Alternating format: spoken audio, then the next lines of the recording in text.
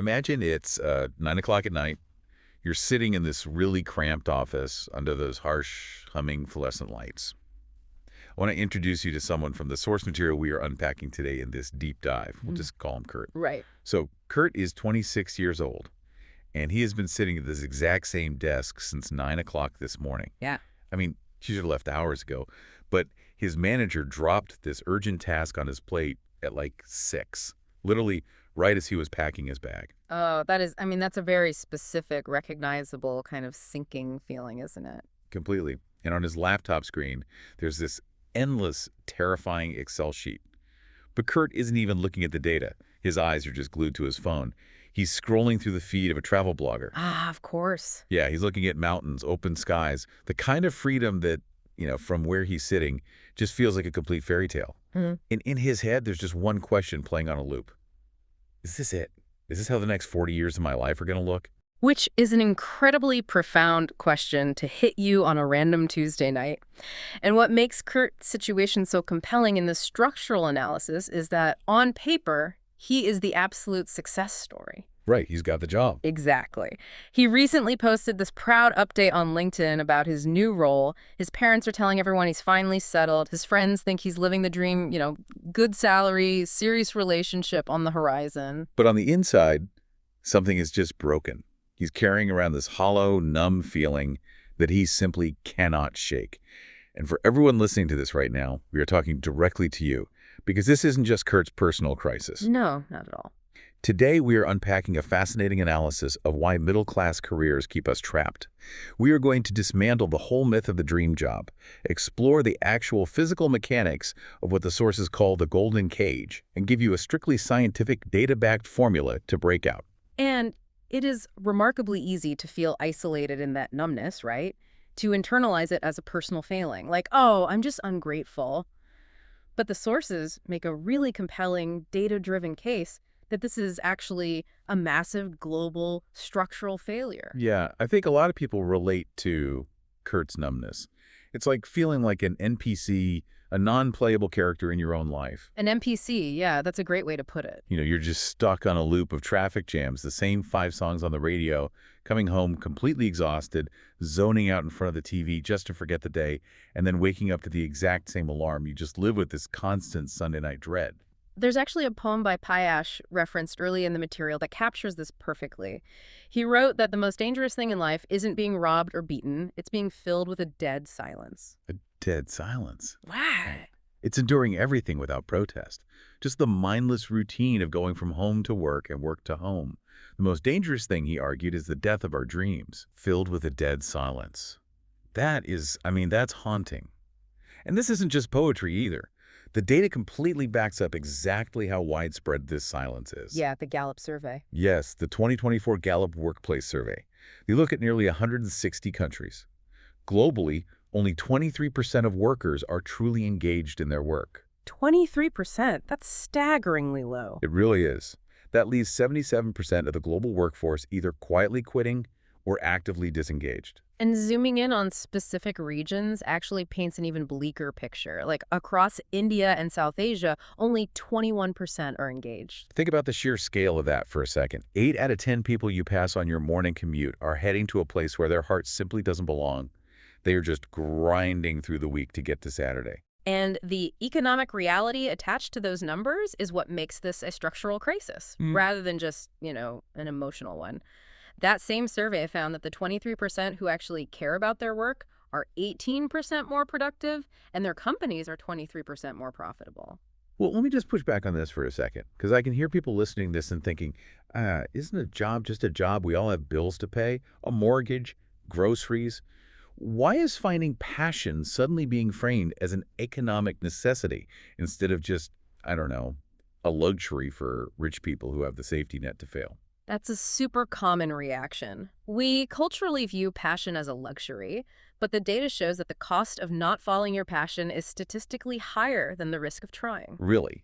Higher than the risk of failing? Yes, because a lack of engagement destroys your baseline productivity. It severely limits your earning potential over a lifetime, and it practically guarantees physical burnout. This analysis argues that staying in a job you hate isn't playing it safe, It's a massive, slow-moving risk to your entire livelihood. Okay, so if passion is actually an economic necessity, why is the standard advice we get so completely useless? Yeah. Kurt watched all those motivational reels. Yeah. Oh, yeah, the hustle reel. Exactly. One tells him to just quit his 9 to 5, another tells him to follow his heart or listen to his inner voice. But every time Kurt looked inward, he found absolutely nothing. Just more anxiety. And then he starts believing his lack of an inner calling means he's broken. The sources highlight a major paradigm shift here, breaking down two false camps in this debate. Right. The two camps. Yeah, so the first camp claims passion is a complete myth, advising people to just focus on the money. The second camp insists passion is a hidden treasure somewhere deep inside you, and you just have to meditate or reflect enough to uncover it. And both of those camps completely miss the mark, don't they? Entirely. There's this landmark 2018 study from Stanford University that explains why.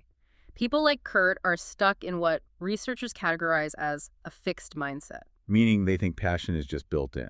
Exactly. They believe passion is a biological trait, like a mole on your skin. You either have it or you don't. They assume that if they just stumble upon the right activity, motivation is going to suddenly flood their nervous system. The author, Cal Newport, actually takes this a step further in the material. He argues that follow your passion might actually be the worst advice you can give someone. Yeah, because it makes the individual entirely passive. Right. You end up just sitting around waiting for a lightning bolt of inspiration to strike before you commit to anything. Newport's framework flips the causality entirely. His thesis is, get good at something first. Develop a high-level skill. When you achieve genuine excellence at a task, it generates a sense of mastery and autonomy. The passion follows the work. You do not find passion, you construct it. That's so interesting. So the hidden treasure myth is basically like expecting a plant to suddenly bloom in an empty pot. That's a great analogy. You're just staring at the dirt, wondering why there's no flower. But you never planted a seed. You never watered it. You can't just look inward and magically find a fully grown passion. You have to do the grueling work of growing it. It hits the core of the issue perfectly, but it also introduces a secondary problem. If passion is something you grow, why do so many people feel like they have zero interests? Like, why don't we know what seeds to plant in the first place? The sources define this as the exposure problem. Because when we're growing up, the educational system gives us this incredibly tiny menu of acceptable careers. Doctor, engineer, lawyer, teacher, accountant. Maybe 10 to 15 options total? Right. Meanwhile, there are over 12,000 recognized career categories globally. How can you dream of being, say, an ornithologist if you don't know anyone who studies birds? You haven't found your passion because the system never permitted you to look at the full map. The analysis references David Epstein's book Range to back this up. Epstein studied world-class performers and found a counterintuitive pattern. They rarely start by specializing early. Like Roger Federer, right? He's the classic example they use here. Exactly. Federer didn't just play tennis as a toddler. He played football, basketball, badminton.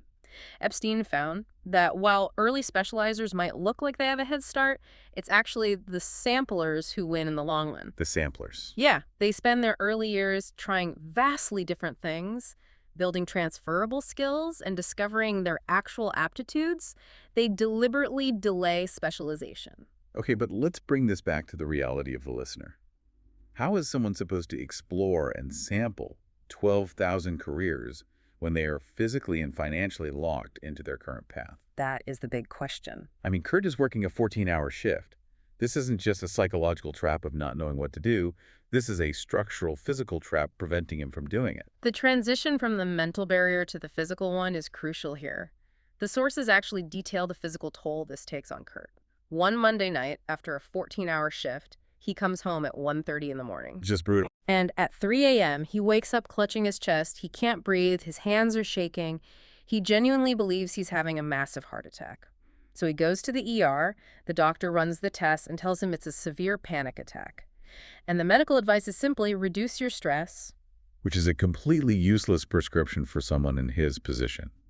I mean, if he quits to reduce his stress, the entire foundation of his life collapses. Exactly. The deep dive maps out the architecture of what they call the golden cage. Yeah. It's not just about having bills. It's about how modern society privatizes public failures. That's the macroeconomic engine keeping the cage locked. If public schools are underfunded or inadequate, parents are forced to pay exorbitant fees for private education. Yeah. If public transport infrastructure is unreliable, citizens are forced to take on auto loans. If municipal tap water is polluted, you buy a private water purification system. Every single societal failure generates a private price tag for the individual. So half of a middle-class salary is spoken for before the direct deposit even clears. Quitting a toxic job doesn't just feel scary emotionally. It is engineered to be economically devastating. And hustle culture serves as the psychological reinforcement for this whole system. Oh, absolutely. Yeah. It takes toxic overwork and rebrands it as dedication or grind. It actively mocks work-life balance as this, like, soft Western luxury. The golden cage is this highly efficient, self-reinforcing ecosystem. It rewards obedience and penalizes exploration. It essentially steals your life by ensuring that the act of walking away carries an unlivable financial penalty. So how does anyone actually break out? You can't just quit. You have to start a side pursuit. But the moment you attempt that, you slam into the next barrier, which is the very first failure. This is the specific juncture where 80% of people give up. The text shares the story of Jess. She's 34, married, has 2 kids. For a decade, she convinced herself her time to pursue a culinary career had passed. But then she decides to bake a cake for her son's birthday. Right. Yeah, and a neighbor sees it, shares a photo in a local group chat, and Jess suddenly receives 3 paid orders.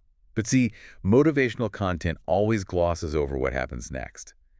Out of those first 3 orders, one of the cakes was a complete, unmitigated disaster. A total mess. The customer complained so aggressively that Jess literally stopped eating for 2 days.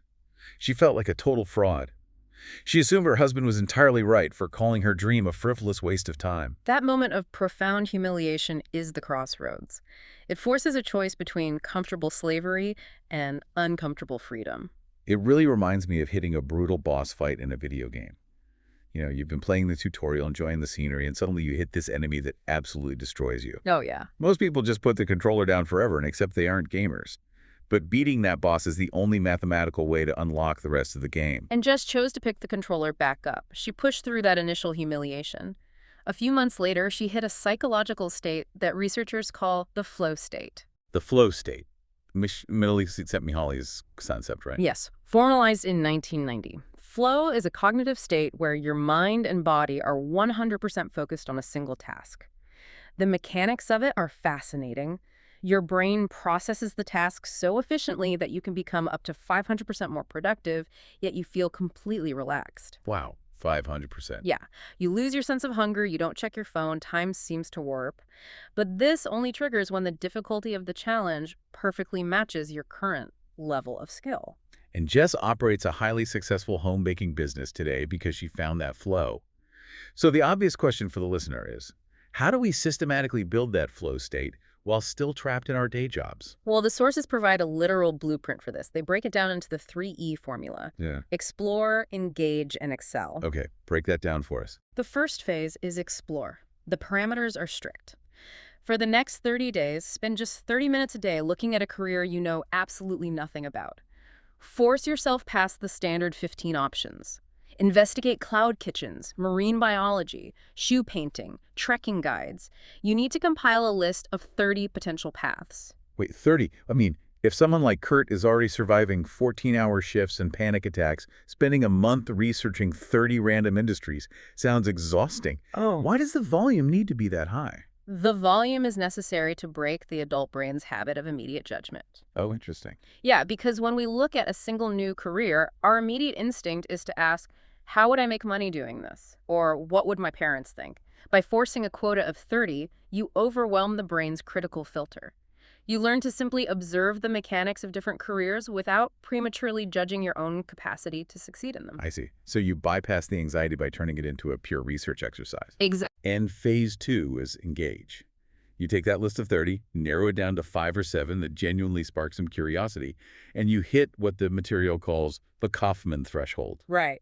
Author Josh Kaufman argues it takes just 20 hours of focused practice to get reasonably good at almost any new skill. But we should clarify what reasonably good means here. Kaufman's 20 hours won't make you a master. No, not at all.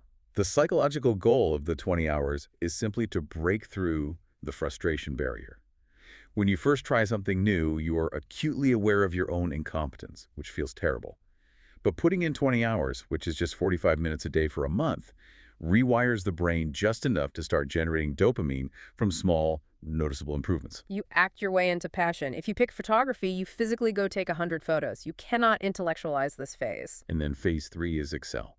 From those 5 to 7 experiments, you identify the one that actually triggered a glimpse of that flow state we talked about, and you commit to mastery. This is where the material introduces Angela Duckworth's concept of grit.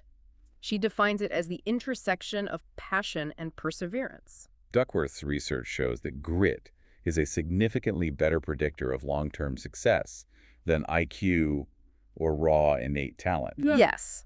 The mechanical application of grit is aiming to get 1% better every single day, especially on the days when the task feels like a tedious chore. Measuring a 1% improvement in a subjective field seems tricky, but Kurt applied this exact framework. He remembered a random childhood interest in wood carving. He started doing 45 minutes of carving on the weekends. And his first piece was objectively terrible. His hands shook. Right. But he realized he hadn't checked his phone or thought about his Excel sheets for an entire hour. He had found his flow. He hit his 20 hours, he built his grit. And the sources note a crucial reality here. For the first 6 months, Kurt made absolutely zero money. His wife was understandably losing patience with the wood shavings all over the house. But eventually, he made his first sale, $47 to a buyer overseas. A $47 sale might sound trivial, but it fundamentally shifts the narrative. And the blueprint provides a strict transition metric. Do not recklessly quit your day job. You wait until your side income consistently reaches 30 to 50% of your current salary. That is the mathematical threshold where you start planning your actual exit strategy. Kurt still gets panic attacks occasionally, but instead of feeling completely trapped, he goes to his workbench. 45 minutes of carving actively repairs the psychological damage the office inflicted. The broader cultural framework for all of this is ikigai, a Japanese concept originating in Okinawa. It represents the intersection of 4 elements: what you love, what you were good at, what the world needs, and what you can be paid for. It's not just an inspirational poster either. No, in Okinawa, the cultural structure is so aligned with this concept that they historically did not have a word for retirement. The idea of stopping your life's work makes no sense if your work and your joy are intertwined. But the secret of Ikigai, tying everything together, is that it is built, not found. You don't just meditate and discover your Ikigai. You build it through exploring, engaging, and excelling. Which brings us to the inevitable excuses forming in the listener's mind right now, because the structural trap relies on those excuses to maintain itself. Exactly. If you're sitting there thinking, I am way too old to start over, well, the demographic data completely invalidates that. The average age for a global career change is 39. Starting at 34 means you have a half-decade head start on the statistical average. Another major barrier is unsupportive family members. I mean, Kurt's wife and Jess's husband were deeply skeptical. The psychological rule provided here is simple. Do not attempt to convince them with verbal arguments. Convince them with undeniable results. Yeah, when Kurt produced that first $47 transaction, the questioning stopped. The proof was material. And for the ultimate excuse, I don't have the capital to start a business, the landscape has shifted. Most of these modern exploratory paths require nothing more than an internet connection or a basic, inexpensive set of tools to hit that initial 20-hour Kaufman threshold. A fascinating study from San Francisco State University addresses the final fear, that a side project will ruin your current career. They found that engaging in a creative side pursuit actually improves your performance at your primary job. Counterintuitive, but true. It provides a cognitive outlet that actively reduces baseline burnout and increases problem-solving creativity. Building this escape hatch for tomorrow literally makes you a more resilient professional today. But look, 85% of people will hear that inner voice telling them there is more to life, and they will simply choose to ignore it. They will let the alarm clock dictate their reality every single morning. The sources issue a direct challenge to you. Take 1 hour tonight. Sit down and force yourself to list 30 new careers you have never previously considered. Tomorrow, set a timer for 45 minutes. Put your phone in another room. No distractions. Just explore the first one. And if we step back and analyze this at the macro level, it raises a deeply provocative question about the global economy. The entire architecture of the Golden Cage relies on 77% of the workforce remaining passively obedient. It requires them to endure that dead silence to keep the gears of the corporate machine turning. What happens to the global economic structure if millions of people actually follow this blueprint? What happens if they wake up, methodically build their ikigai, and break out of the cage? Does the entire modern corporate hierarchy collapse under the weight of its own unappealing reality, or does it force a massive, necessary renaissance in how humanity fundamentally defines and compensates work? It is a question that threatens the very foundation of how we operate. Because if engaged passion becomes the baseline standard, the institutions that rely on quiet desperation will simply cease to exist. Something for you to ponder tonight as you sit down to make your list of 30. Because right now, somewhere out there, Kurt is still sitting under those fluorescent lights. But tomorrow, the timer starts. Turn